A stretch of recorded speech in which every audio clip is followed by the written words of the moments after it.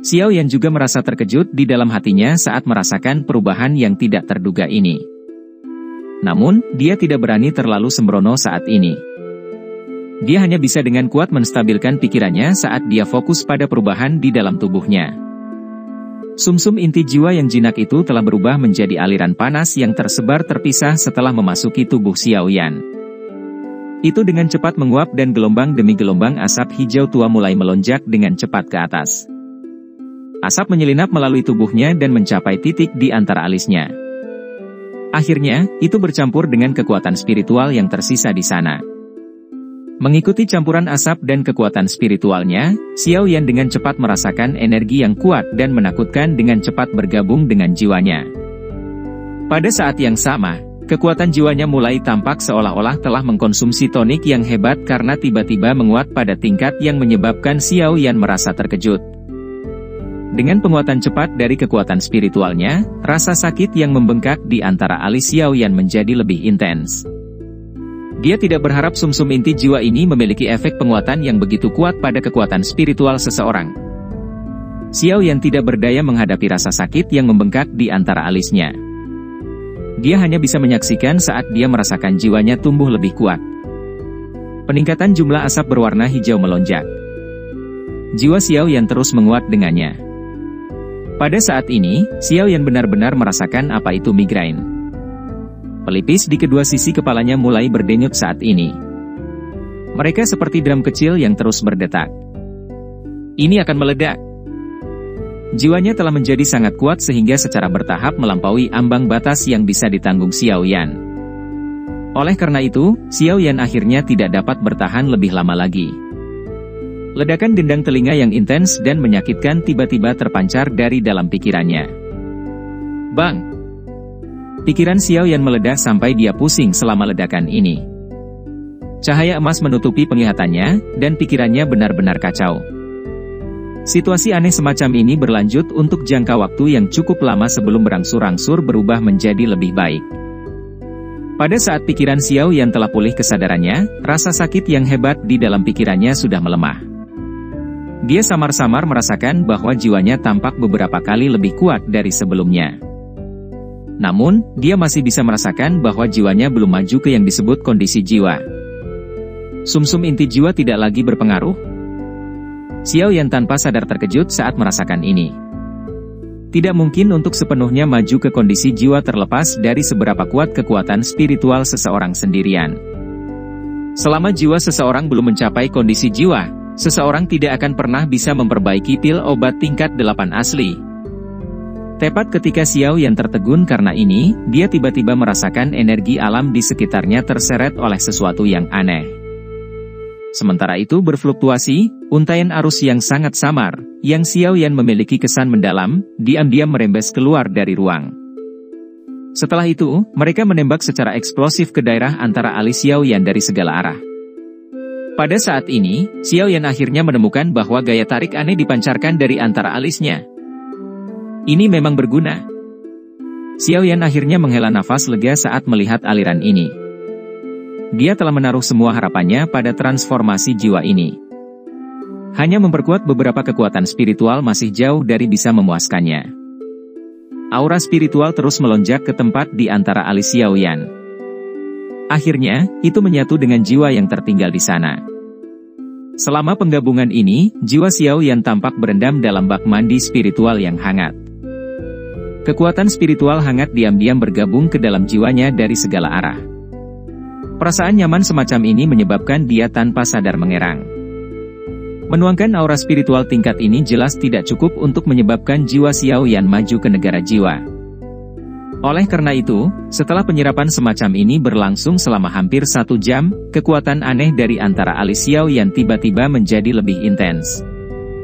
Pada akhirnya, riak yang tidak terlihat oleh mata telanjang diam-diam menyebar. Akhirnya itu mengalir keluar dari ruang batu dan meluncur melalui aula batu sebelum berhamburan di langit di atas gunung ini. Bang! Mengikuti hamburan riak ini, gunung ini segera muncul seperti sepanci minyak mendidih karena tiba-tiba menjadi ganas. Gerakan tiba-tiba langit dan daratan yang keras ini menarik perhatian semua magical beast di gunung. Namun, aliran aura spiritual misterius tampak sedikit ilusi bagi mereka. Selain sejumlah kecil Magical Beast peringkat tinggi yang kuat secara samar-samar merasakannya, Magical Beast yang tersisa bingung saat mereka menatap lingkungan yang berosilasi. Mereka tidak dapat merasakan sesuatu yang tidak biasa. Xionghan di depan aula batu menjadi sedikit terkejut karena perubahan yang tiba-tiba dan tak terduga ini. Matanya menyapu tempat itu sebelum berhenti di ruang batu jauh di dalam aula batu, tempat Xiao Yan sedang melakukan retret. Ekspresi terkejut segera melintas di matanya. Ini, yang disebut aura spiritual ya, dikabarkan bahwa hal semacam ini hanya bisa diserap oleh beberapa alkemis yang telah maju ke tingkat ke-8. Mata Xionghan sedikit berkedip. Meskipun dia mungkin tampak kasar, dia sangat tanggap. Bagaimanapun, alam pil ini dapat dianggap sebagai base camp Menara Pil saat itu. Menara Pil hanya secara bertahap pergi karena penurunannya saat ini. Tak disangka Xiao Yan benar-benar tidak berbohong. Dia benar-benar akan naik ke tingkat ke-8 segera. Xionghan berbicara pada dirinya sendiri dengan suara lembut. Dia segera mengangguk. Jika Xiao Yan benar-benar maju ke alkemis tingkat 8, Xionghan mungkin perlu meminta bantuannya. Bahkan di seluruh benua Douki, tidak banyak guru alkemis tingkat 8. Semua bajingan dengarkan. Kejar siapapun yang muncul dalam radius 50 km dari tempat ini. Xionghan tiba-tiba berdiri sementara beberapa pikiran melintas di hatinya. Sebuah raungan bergema tanpa henti di atas hutan pegunungan ini. Jumlah Magical Beast yang tak terhitung jumlahnya dalam 10.000 pegunungan obat berubah menjadi keributan setelah mendengar perintahnya. Raungan rendah dan dalam terus terdengar saat mereka mulai mengusir pesaing yang secara acak menyerbu ke pegunungan. Xiao Yan secara alami tidak menyadari aktivitas yang terjadi di dunia luar. Pada saat ini, dia benar-benar tenggelam dalam aura spiritual yang pekat ini. Perasaan nyaman yang dalam jiwa ini seperti sedang mabuk. Itu menyebabkan seseorang tidak ingin bangun. Karena masuknya aura spiritual dalam jumlah besar, perubahan drastis secara bertahap terjadi di antara alisnya. Jiwa biasanya merupakan sejenis benda berkabut yang sulit untuk dijelaskan. Itu adalah fondasi kehidupan, dan itu sangat misterius. Biasanya, jiwa di antara alis bahkan seorang alkemis tingkat Xiao Yan mirip dengan zat ilusi.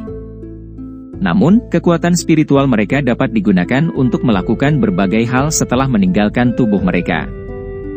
Namun, setelah perubahan dari sebelumnya, kekuatan spiritual antara alis Xiao Yan tidak lagi muncul seperti bentuk kosong seperti di masa lalu.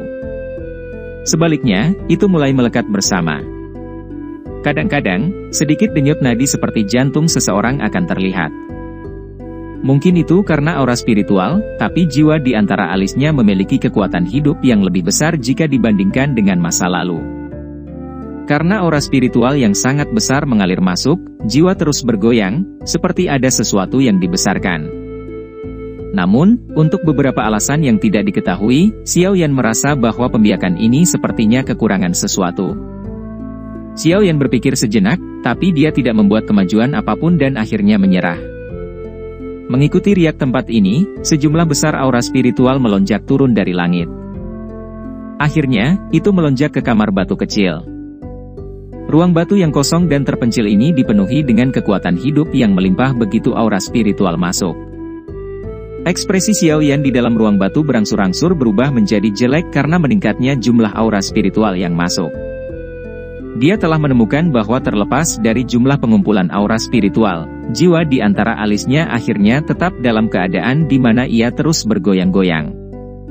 Tampaknya seolah-olah tidak dapat mengambil langkah terakhir ke depan.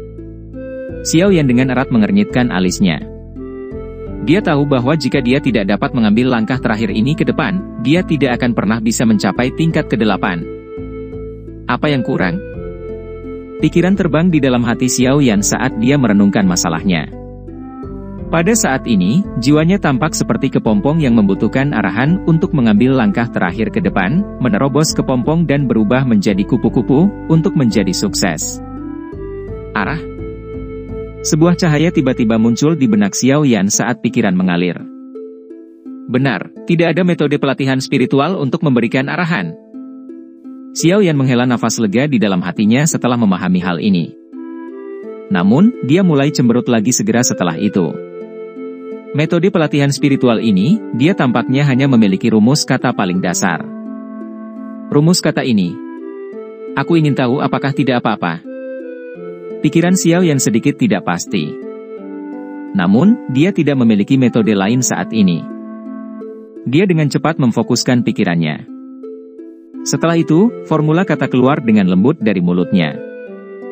"Batas jiwa, tutuplah roh surgawi, seraplah roh yang menempa jiwa." Sementara formula kata pendek ini berangsur-angsur terdengar di dalam hati Xiao Yan, jiwa yang bergoyang-goyang di antara alisnya tampak semakin cepat. Ada sesuatu yang secara bertahap terbentuk dalam proses. Waktu seperti air yang mengalir dengan tenang. Dalam sekejap mata, itu sudah hari ke-8 sejak Xiao Yan memasuki ruang batu. Fenomena yang tidak biasa itu berangsur-angsur menghilang dan kamar batu itu sekali lagi menjadi sunyi senyap. Xian berjongkok di tangga batu di luar ruang batu. Tangan kecilnya menopang pipinya saat tatapannya berkeliling dengan cara yang sangat bosan. Penantian selama beberapa hari ini benar-benar membuatnya merasa sangat tidak enak. Kenapa dia masih belum selesai? Dikabarkan bahwa alam pil ini akan segera ditutup. Xian dengan lembut bergumam saat tangan kecilnya mengusap tanah. "Bang!" Sementara Xian bergumam pada dirinya sendiri, suara keras yang menggetarkan jiwa tiba-tiba bergema dari kamar batu. Segera, langit-langit yang sangat kokoh itu retak. Cahaya tak terlihat tiba-tiba meletus dari dalam. Itu segera tetap di udara. Kekuatan spiritual yang kuat menyapu dengan cara seperti kilat seperti gelombang mengerikan. Ekspresi Xionghan di luar aula batu tiba-tiba berubah ketika dia merasakan kekuatan spiritual yang luas dan perkasa ini. Syok melintas di matanya. Cahaya tak terlihat tetap tergantung di langit yang jauh. Kekuatan spiritual yang luas dan perkasa seperti air banjir karena dengan cepat menyapu ke segala arah. Pada saat ini, selain beberapa Magical Beast peringkat tinggi yang sangat kuat yang tetap berada di pegunungan, Magical Beast lainnya merasakan tekanan spiritual yang sangat kuat. Tubuh mereka tanpa sadar gemetar di bawah tekanan spiritual yang intens ini. Xiao Yan ini sangat kuat. Dia benar-benar berhasil menembus ke tingkat ke-8. Sungguh luar biasa. Xiongsan melihat cahaya tak terlihat di langit. Kekuatan spiritual yang luas dan perkasa di sana bahkan menyebabkan dia merasa sedikit takut. Kekuatan besarnya menampakkan dirinya melalui tubuh fisiknya. Namun, jika seseorang membandingkan jiwa mereka, kemungkinan dua Xiongsan tidak akan bisa menandingi satu Xiao Yan. Kekuatan spiritual seperti sungai terus menyebar selama beberapa menit sebelum secara bertahap menghilang. Di saat yang sama, cahaya tak terlihat itu perlahan muncul di depan mata Xiongsan. Cahaya tersebar dan sosok manusia samar-samar muncul. Sekilas hati-hati, itu mengejutkan Xiao Yan. Namun, tubuh Xiao Yan saat ini tampaknya sangat ilusi. Ini adalah jiwa. Xiongsan menatap ilusi Xiao Yan di langit. Jantungnya tiba-tiba terkejut saat dia menebak dengan lembut. Sesuatu seperti jiwa itu terlalu ilusi dan tidak jelas bagi para ahli zaman ini. Kekuatan spiritual juga tidak berwarna dan tanpa bentuk. Seseorang akan kesulitan mendeteksi dan menanganinya.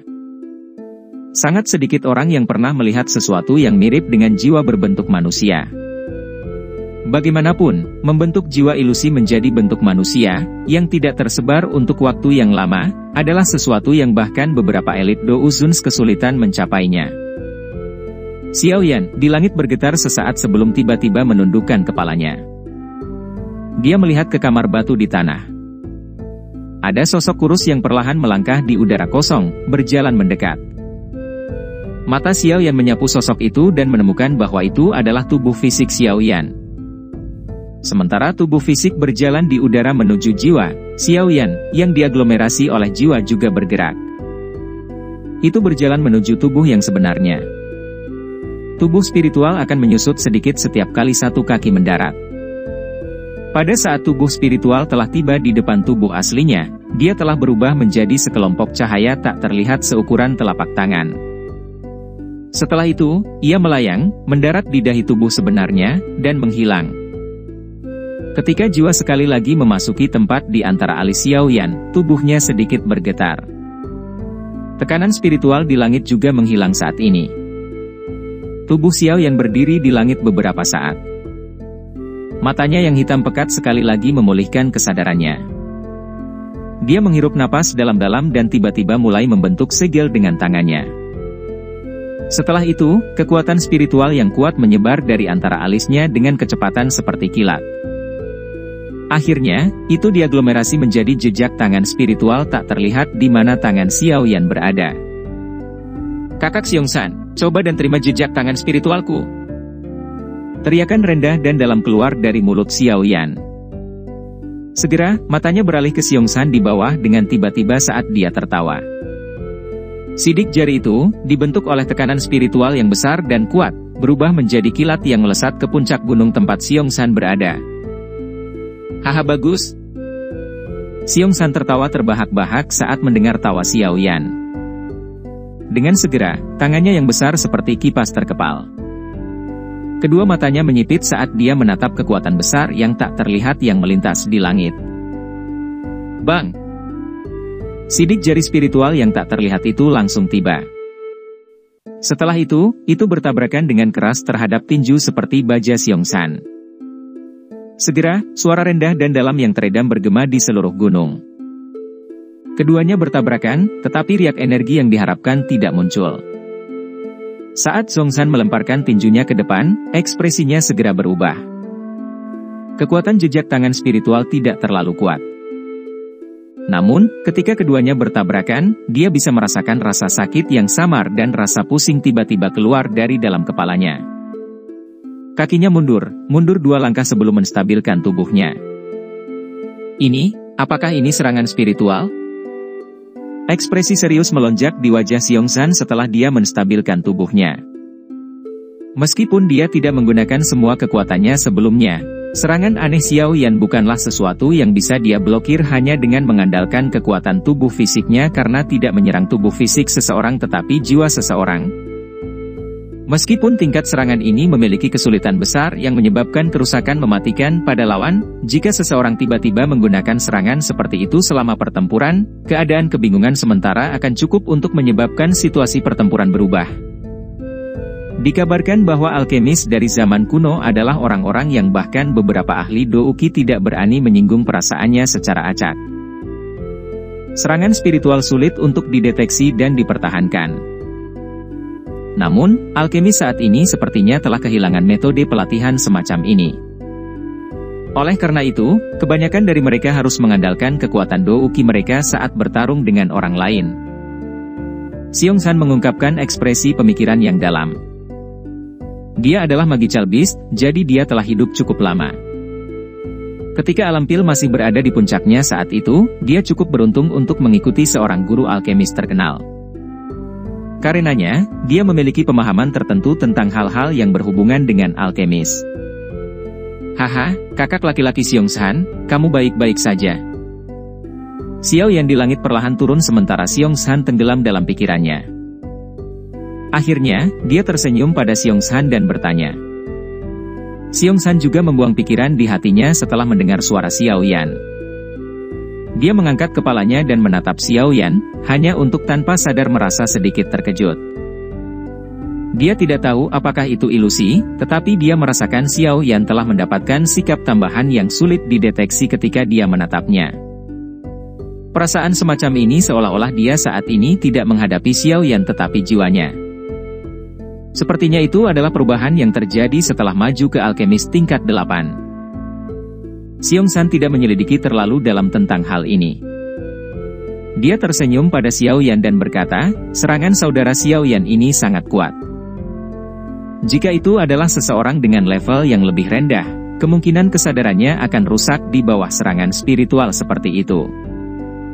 Bentuk alamat Xiongsan menjadi jauh lebih akrab saat berbicara dengan Xiaoyan.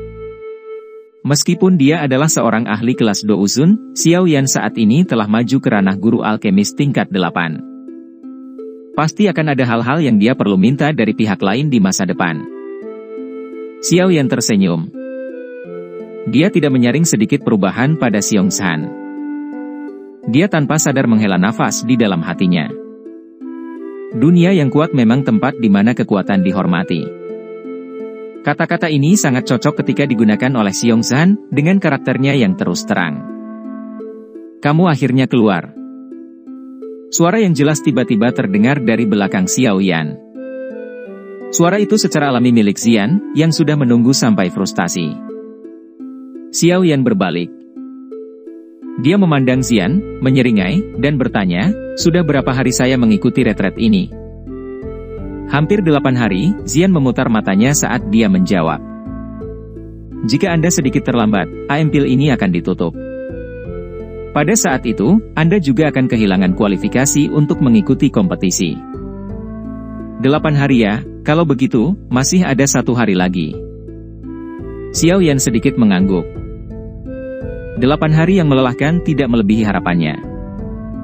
Dia merenung sejenak, mengeluarkan peta itu dari cincin penyimpanannya, dan menentukan arahnya. Setelah itu, matanya beralih ke utara saat dia berkata, aku sudah mengumpulkan semua item tugas. Yang perlu saya lakukan adalah cepat keluar dari alam pil. Bagaimana dengan kalian berdua? Mendengar ini, Xian merentangkan tangannya saat dia berkata, kami akan mengikuti tinju Anda. Namun, ada anggota menara pil yang menjaga pintu keluar menara pil. Karena itu, Anda hanya dapat pergi lebih dulu begitu kami sampai di sana. Saya akan memikirkan cara untuk meninggalkan diri saya sendiri. Xiao Yan sedikit mengangguk. Dia menyadari beberapa kemampuan Xian. Selain itu, dia bisa memasuki alam pil ini tanpa ada yang tahu. Secara alami, dia harus memiliki sarana untuk meninggalkannya.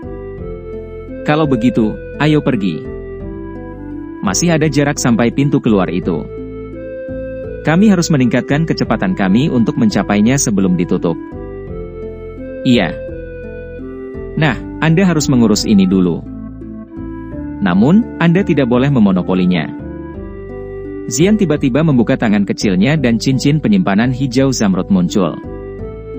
Wajah Xiongsan di sampingnya bergerak-gerak tanpa sadar ketika dia melihat cincin penyimpanan ini. Ini adalah... Xiao Yan sedikit tidak yakin. Batuk, ini berisi semua bahan obat langka di dalam aula batu. Xiongsan di belakang Xiao Yan terbatuk kering. Nadanya agak kering ketika dia berbicara. Xiao Yan tidak bisa berkata-kata saat mendengar kata-katanya.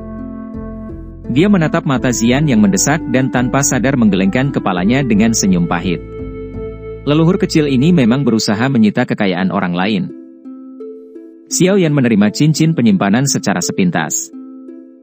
Bohong jika Xiao Yan mengatakan bahwa dia tidak tertarik dengan semua bahan obat ini. Dengan gudang bahan obat ini, dia akan menghemat banyak tenaga dan waktu saat dia memperbaiki pil obat di masa depan.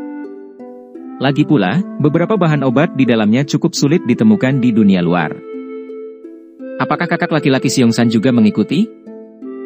Xiao Yan meletakkan cincin penyimpanan di jarinya, terbatuk lembut, dan bertanya. Iya.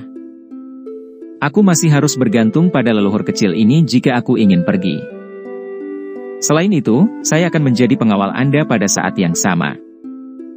Jika tidak, jika Anda akhirnya bertemu orang-orang itu dari terakhir kali sepanjang jalan, situasi Anda akan sangat buruk. Xiongsan berbicara sambil dengan enggan mengalihkan pandangannya dari cincin penyimpanan di jari Xiao Yan. Haha, kalau begitu, aku akan merepotkan kakak laki-laki Xiongsan.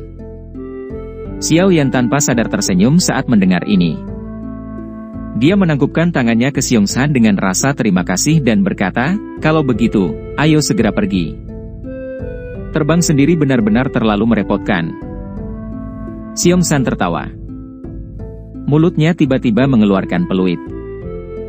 Segera, teriakan burung yang jelas bergema di 10.000 pegunungan obat.